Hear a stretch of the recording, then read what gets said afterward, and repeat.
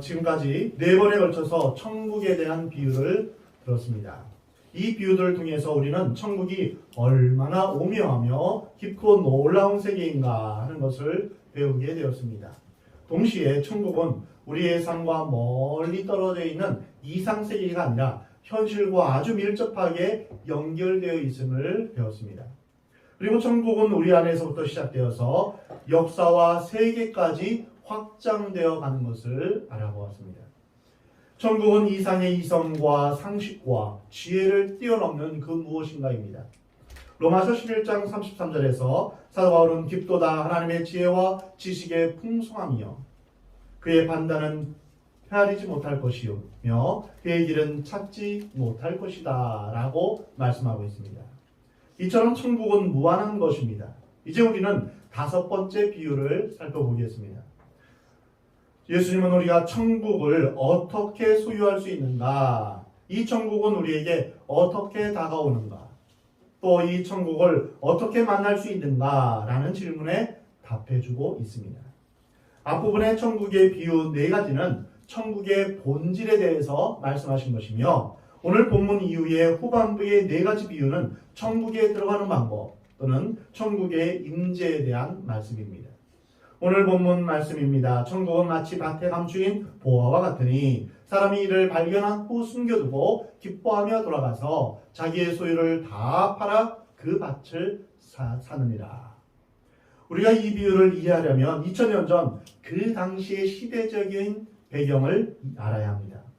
그 당시에는 재물과 보물을 관리하는 방법이 오늘날과 달랐습니다. 은행이나 금고가 없었기에 항아리에 보물을 넣고 땅에다 묻어두었습니다. 전쟁이 나거나 난리를 당할 때도 이 방법이 재물을 가장 잘 보관할 수 있는 안전한 방법이었습니다. 마태복음 25장의 달란트 비유에서 한 달란트를 받은 사람이 그것을 땅에 묻었다라고 했는데 이것은 잘 보관하기 위해서입니다. 그 당시 한 랍비는 돈을 숨기는데 안전한 유일한 장소는 땅이다 이렇게 가르쳤습니다. 근데 문제는 전쟁이나 난리가 났을 경우입니다. 이런 경우에는 주인이 죽을 수도 있고 살던 지역에서 쫓겨날 수도 있습니다. 그러면 아무도 보물이 있는 곳을 알지 못한 채 보물은 땅에 묻히고 맙니다. 그 땅에 보물을 묻어둔 주인이 만약 구두쇠여서 부인이나 자식에게도 가르쳐주지 않았다면 그리고 갑자기 죽어버리면 그 보물은 영원히 땅에 묻히고 마는 것입니다. 그런 일들이 그 당시에는 종종 있었다고 합니다. 100년이 지나고 200년, 300년이 지나면서 땅 주인이 여러 차례 바뀝니다. 그리고 어느 날 농사를 짓던 농부의 곡괭이에 무엇인가 걸려서 파보았더니 보물단지가 나옵니다. 당시 관례에 의하면 주인 없는 보물은 찾는 자가 임자였습니다. 만약 자기 땅이 아니고 남의 땅을 빌려서 농사를 할 경우에는 그 경우에 보물이 발견되면 땅 주인이 반을 가지고 발견한 사람이 반을 갖게 되어 있습니다. 그런데 이 농부는 땅 주인과 나누어 가질 마음이 없었습니다. 이것은 결코 죄가 되거나 양심의 가책을 느끼는 것이 아닙니다. 왜냐하면 발견한 사람이 임자이기 때문입니다. 그래서 이 사람은 그 보물을 땅에 그대로 숨겨두고 돌아옵니다. 만약 그 보물을 가져간다면 도둑질이 되기 때문에 그래서 다시 묻어두고 자기 재산을 다 팔아서 그 밭을 산다라는 것이 오늘 내용입니다. 이 비유는 천국을 어떻게 소유하는가에 대해서 우리에게 알려주십니다. 천국은 마치 밭에 감추인 보화와 같다라고 말씀하시는데 어떤 사람에게는 천국이 발견되지 않았다는 것입니다. 주일에 똑같이 교회에 나옵니다. 똑같은 시간에 똑같은 장소에서 똑같은 하나님의 말씀을 듣습니다. 이때 어떤 사람은 하나님의 말씀이 꿀송이처럼 답니다. 말씀을 들을수록 영혼이 춤을 추며 기뻐하며 감격합니다. 그런데 어떤 사람에게는 설교가 자장가로 들립니다. 이처럼 천국이 밭에 감추어진 보화 같다라는 것은 어떤 사람에게는 천국이 전혀 느껴지지 않고 이해되지 않고 만져지지 않는다는 것입니다. 그 사람에게는 천국이 감추어진 것입니다. 예수 그리스도께서 우리를 위해 십자가에 못 박혀 죽으시고 3일 만에 부활하셔서 성령을 통하여서 우리와 함께 거하십니다. 그러나 그 천국을 전혀 느낄 수가 없다면 감추어진 보화와 같은 것입니다. 천국이 느껴지지도 않고 보이지도 않고 예수님이 경험되지 않는 사람의 인생을 한마디로 절망이다 이렇게 말할 수 있습니다. 모든 것이 의미가 없습니다. 어둠뿐입니다. 요한복음 1장에 그 안에 생명이 있었으니 이 생명은 사람들의 빛이라. 빛이 어둠에 비추되 어둠이 깨닫지 못하더라 라고 말씀하고 있습니다. 천국이 주어졌지만 천국은 그 사람에게 감추어진 보화일 뿐입니다. 요한복음에서 자기 땅에 오매 자기 백성이 영접하지 아니하였다 라고 말씀하십니다. 빛이신 예수님, 생명이신 예수님의 그 기쁜 소식이 우리에게 있는데 그것과 아무 상관없이 살아가는 사람이 이 세상에 너무나 많습니다. 과거에 우리도 그런 사람 중에 하나였습니다. 그런데 어느 날 우연히 감추어진 보화가 농부에게 발견되어진 것입니다. 이 농부는 보화를 발견하기 위해서 여러 곳을 헤매고 다닌 것이 아니었습니다. 또 같이 반복되는 일상생활 속에서 농사를 짓고 있었는데 전혀 예기치 못하게 곡괭이에 보화가 걸린 것입니다. 이처럼 천국을 어느 날 자신의 일을 하다가 우연히 발견하는 것이 천국에 접근하는 하나의 방법입니다. 그러나 다음 주에 함께 나누게 될 값진 진주를 찾아다니는 장사꾼의 비유에서는 천국을 찾는 또 다른 방법을 발견할 수 있습니다. 이것은 밭에 감추인 보화를 발견하는 것과는 전혀 다릅니다. 산전, 수전 다 겪으면서 값진 진주를 스스로 구하며 다니는 것입니다. 불교에도 빠져보고 철학도 해보고 혼자서 하나님을 찾으려는 구도자적인 삶을 살다가 지치고 고통을 당하면서 온갖 역경을 경험하다가 드디어 예수 그리스도를 발견하게 되는 경우입니다. 우연히 천국이 발견되었든 애쓰며 수고하고 고생해서 천국이 발견되었든 천국이 발견된 사실은 매우 귀하고 복된 사건입니다. 천국을 발견한 후의 반응은 동일합니다. 바로 우선순위가 바뀐다는 것입니다. 밭에 감추인 보화이든 좋은 진주를 발견하는 장사꾼이든 공통된 반응은 자기 소유를 다 팔아서 그것을 산다라는 것입니다. 그것도 기뻐하며 자기 소유를 파는 것입니다. 천국을 발견한 후에 기쁘게 대가 지불을 하는 것입니다.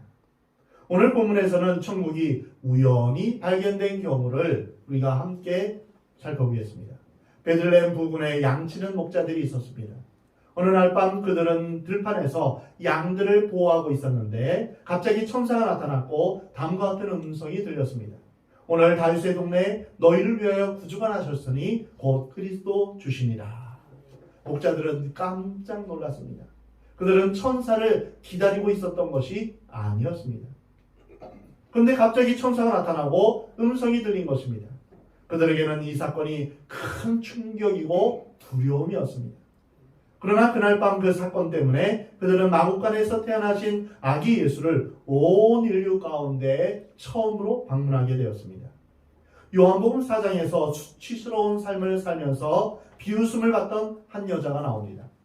그녀는 남편을 5이나 거친 여자였습니다. 그녀는 사람을 만나기 싫어해서 아무도 오지 않는 뜨거운 낮 12시에 우물가에 물을 길러 나왔습니다. 날마다 반복되는 무의미한 삶의 연속이었습니다. 그 여자는 그곳에 예수님을 만나러 나온 것이 아니었습니다.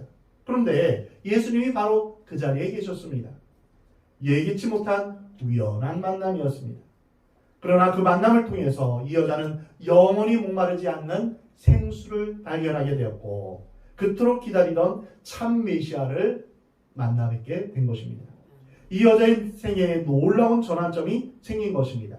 이 여자는 물동이를 버려두고 자기를 거절하는 동네를 향해 만나기 싫어했던 사람들을 향해 뛰어갑니다. 내가 메시아를 만났다 라고 소리를 외치면서 그는 예수님을 전합니다. 그녀는 순식간에 위대한 전도자로 바뀌었습니다. 예수를 핍박하고 예수 믿는 사람을 죽이려고 체포하러 다메섹으로 가는 사울에게 예수님 만나 주셨습니다. 엄청난 빛 가운데 무릎을 꿇은 사울은 주여 당신은 누구이십니까? 나는 내가 핍박하는 예수라. 사울은 그곳에서 예수님을 만났습니다. 예수 믿는 사람들을 핍박하러 가다가 예수님을 만난 것입니다. 그 이후 그의 생애는 완전히 달라졌습니다. 구약에서 아브라함은 모르는 나그네를 대접해 주다가 자기 몸에서 약속의 자식이 태어날 것을 확인받았습니다. 이처럼 우리 생애 가운데 눈물과 고통과 절망의 가운데 예수님이 예기치 않게 찾아오실 수 있습니다. 그리고 우리를 만나주시고 우리 인생의 무거운 죄의 짐, 인생의 짐을 벗겨주십니다. 놀라운 감격의 생애가 시작되는 순간인 것입니다. 매일 반복되는 삶의 일상에서 권태로운 삶의 반복 속에서 나는 준비하지 않고 특별한 행동을 하지 않았는데 예수님이 우리를 찾아오십니다. 참된 행복, 참된 만족, 하나님의 임재는 매일의 삶 속에서 정직하게 자신의 일을 할 때 경험될 수 있습니다. 로렌스 형제는 수도원의 주방에서 더러워진 그 접시를 닦는 일로 인생의 많은 시간을 보내면서도 나는 복된 성찬식에 임했을 때와 똑같이 주방에서도 예수 그리스도가 내 가까이 계시는 것을 느꼈다. 이렇게 고백했습니다. 이 얼마나 놀라운 은혜요, 감격이요, 축복입니까? 천국이란 이렇게 찾아오는 것입니다. 예기치 않았던 때, 기대하지 않았던 때에 천국은 찾아오는 것입니다. 우리에게도 주님이 찾아오심이 우연인 것처럼 느껴지지만 하나님께는 결코 우연이 아닙니다. 2000년 동안 기다리시던 하나님의 섭리요, 하나님의 역사인 것입니다. 우리는 우연히 발견된 것처럼 느꼈을지 모르지만 하나님은 오래오래 준비하시며 기다리셨던 것입니다. 너희가 나를 사랑하지 않을 때에도 나는 너희를 사랑하였다. 내가 나를 찾지 않았을 때에도 나는 너를 찾았고 내가 알지 못하던 때에도 나는 이미 준비하고 있었다. 이러한 하나님의 손길이 우리에게 있는 것입니다. 내가 이 자리에 나온 것은 내가 나오고 싶어서 나온 것이 아니라 하나님께서 우리를 부르셨기 때문입니다. 우리를 찾아주셨기 때문입니다. 한 여자가 예수 믿는 가정에 남자를 사랑하게 되어서 시집가게 되었습니다. 그것이 그렇게 축복이 될 줄 누가 알았겠습니까? 시집을 가서 시댁 식구들 따라서 할 수 없이 교회 따라다니면서 예배를 드리다가 예수님을 만나고 구원을 받았습니다. 어떤 사람이 직장에 들어갔습니다. 사장님이 예수 믿는 사람이었습니다. 근데 월요일마다 직장 예배를 드리는지라 어쩔 수 없이 코가 깨어 따라갔습니다. 근데 그것이 그 사람에게 천국을 발견하는 계기가 될 줄 누가 알았겠습니까? 그것이 한순간에 그 사람의 생애를 변화시킨 것입니다. 그에게는 우연이었지만 하나님 편에서는 계획이었고 준비였고 그를 사랑하는 하나님의 섭리였습니다. 천국은 이렇게 오는 것입니다. 내가 찾아서 만나는 것이 아니라 어느 순간에 주어지는 것입니다. 나는 나의 인생길을 의미 없이 지나갔지만 하나님은 나를 의미 있게 만져주셨고 나는 우연히 행동한 것 같지만 하나님께는 필연적이었던 것입니다. 그래서 주님을 만나게 된 것입니다. 친구 따라 우연히 놀러가 보았더니 수련회였습니다. 떠나올 때는 내 인생을 찾고 나의 영혼을 찾았다라고 고백하며 돌아오게 됩니다. 이 얼마나 놀랍고 감격스러운 축복의 순간입니까? 아내가 귀찮게 온갖 잔소리를 하면서 예수 믿자 이렇게 말할 때 거절하면서 미워하고 욕했는데 교회 출석하고 나서 놀라운 변화를 보게 되었습니다. 아내를 만나서 내가 이렇게 구원받을 줄 누가 알았겠습니까? 이것이 바로 밭에 감추인 보아의 비유의 의미입니다. 보물을 발견한 농부는 그것을 그대로 숨겨두고 기뻐하며 돌아왔습니다. 남의 땅을 빌려서 농사 짓는 신세였던 그가 엄청난 보물을 발견한 것입니다. 그 순간은 빚쟁이도 두렵지 않습니다. 무시하고 조롱하던 사람들이 더 이상 무섭지 않습니다. 이제 그에게는 보화가 있기 때문입니다. 천국을 발견한 사람은 이와 같습니다. 오랫동안 무의미하게 교회에 다녔습니다. 예수 믿는 집안에 태어나 모태로서부터 예수 믿기 시작했습니다. 찬송도 부르고 성경도 많이 합니다. 그러나 구원의 기쁨과 감격이 없습니다. 그런데 어느 날 세상이 뒤집히는 사건이 일어납니다. 바로 살아 역사하시는 예수 그리스도를 만난 것입니다. 참 구원자, 나의 왕, 나의 하나님을 만난 것입니다. 하나님을 아버지라 부르게 되었습니다. 보물을 발견한 것과 같은 기쁨이 강물처럼 흐르기 시작합니다. 모든 것이 새롭고 모든 것이 신기하고 모든 것이 기적 같습니다. 미래가 없던 그에게 미래가 생겼습니다. 삶의 의미가 없던 그에게 삶의 의미가 생겼습니다. 이제는 그 누가 모욕하고 조롱해도 웃고 살 수 있게 되었습니다. 바로 사람이 바뀐 것입니다. 이런 체험을 했던 믿음의 사람이 있습니다. 바로 사도 바울입니다. 그의 고백을 들어보겠습니다. 내 주 그리스도 예수를 아는 지식이 가장 고상하기 때문이라. 내가 그를 위하여 모든 것을 잃어버리고 배설물로 여김은 그리스도를 얻고 그 안에서 발견되려 합니다. 라고 빌립보서 3장에 말씀하고 있습니다. 사도 바울이 그리스도를 만났기 때문에 이런 고백을 할 수 있었던 것입니다. 숨겨진 보물을 발견한 농부는 그 다음날 자기 소유를 모두 팔아서 밭을 샀습니다. 예수 그리스도를 발견한 사람, 천국을 발견한 사람은 세상적인 소유에 무관심해집니다.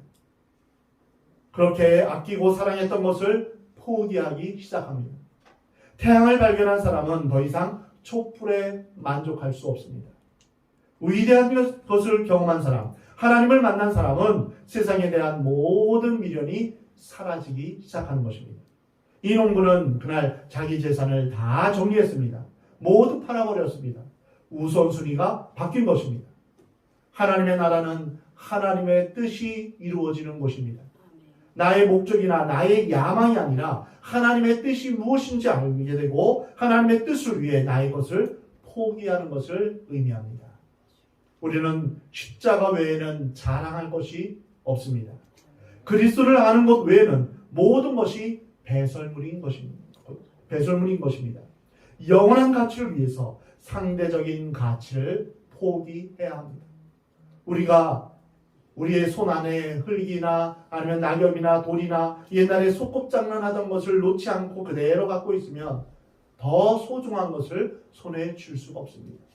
손에 있는 것을 놓아야만 새롭고 또한 놀라운 하나님의 보화를 우리가 받을 수 있는 것입니다. 상대적인 것, 이 땅에 없어질 것, 그것을 더 이상 가져야 할 이유도 없고 더 이상 아껴야 할 이유도 없습니다. 천국을 발견한 사람에게는 희생이라는 대가를 치르는 것이 당연한 것입니다. 억지로 희생하지 않습니다. 봉사가 어렵지 않습니다. 사랑하는 성도 여러분, 왜 희생이 어렵고 봉사가 어려울까요? 보화를 발견하지 못했기 때문입니다. 지상의 것보다 나보다 더 크신 분을 만난 경험이 없기 때문에 희생하기가 두려운 것입니다. 보물을 발견한 사람은 모든 것을 다 팔아서 영원한 것을 삽니다. 농부는 재산을 다 팔아서 밭을 샀습니다. 이유는 밭 속에 보물이 있기 때문입니다. 보물만 사는 것이 아니라 밭을 사야 합니다. 우리는 여기서 예수 그리스도 때문에 주위에 있는 것들도 감수해야 된다라는 것을 배우게 됩니다.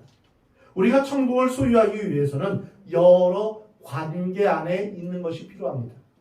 교회 공예배뿐 아니라 소그룹 안에서의 교제가 필요한 이유도 여기에 있습니다. 그러한 것들이 다 바치고 우리에게 필요한 것입니다. 보물을 사기 위해서는 밭을 사야만 하는 것입니다. 사랑하는 성도 여러분, 여러분은 과연 천국을 발견하셨습니까? 예수 그리스도를 발견하셨습니까? 예수님을 발견하고 너무 감격하여 잠 못 이루는 밤이 있었습니까? 주님을 위해서 모든 것을 희생하고 포기해 본 적이 있으십니까? 우리는 영원한 것을 위해서 그 대가를 치러야 합니다. 우리는 세상에 잠깐 살다가 언젠가는 죽을 그런 인생입니다. 어느 누구도 이 세상에 영원히 살아있는 사람은 아무도 없습니다. 그리고 우리가 죽은 다음에는 우리에게 영원한 삶이 기다리고 있습니다. 세상은 잠깐입니다. 그렇다면 우리는 없어질 것, 썩어질 것을 위해서 일해야 할까요? 아니면 영원한 것을 위해서 살아야 할까요? 사랑하는 성도 여러분, 영원한 가치를 위해서 살아가는 여러분이 되기를 주의 이름으로 축원합니다. 아멘. 영원한 보물을 발견하고 그 보물을 소유하는 여러분이 되기를 우리 하나님은 원하십니다. 아멘. 보물을 발견한 농부가 자신의 소유를 다 팔아 밭을 샀던 것처럼 영원한 천국의 주인이신 예수 그리스도, 우리를 위해 모든 것을 다 내어주신 그 예수님을 위해서 희생과 대가를 치르는 그런 마음이 있기를 바랍니다. 아멘. 그리고 밭에 감추인 보화를 발견하듯 하나님의 말씀 안에서 진리를 발견하고 하나님의 생명을 발견하고 하나님의 뜻을 발견하는 여러분 되시기를 주의 이름으로 축원합니다. 아멘. 사랑하는 성도 여러분, 여러분 모두 하나님 나라를 발견하고 천국을 소유한 자의 기쁨을 누리며 사는 여러분 되시기 바랍니다. 아멘. 그리고 영원한 천국을 위해 영원한 가치를 위해서 살아가며 또한 먼저 하나님의 나라와 하나님의 의를 구하며 살아가는 복된 여러분의 삶이 되기를 우리 하나님은 원하십니다.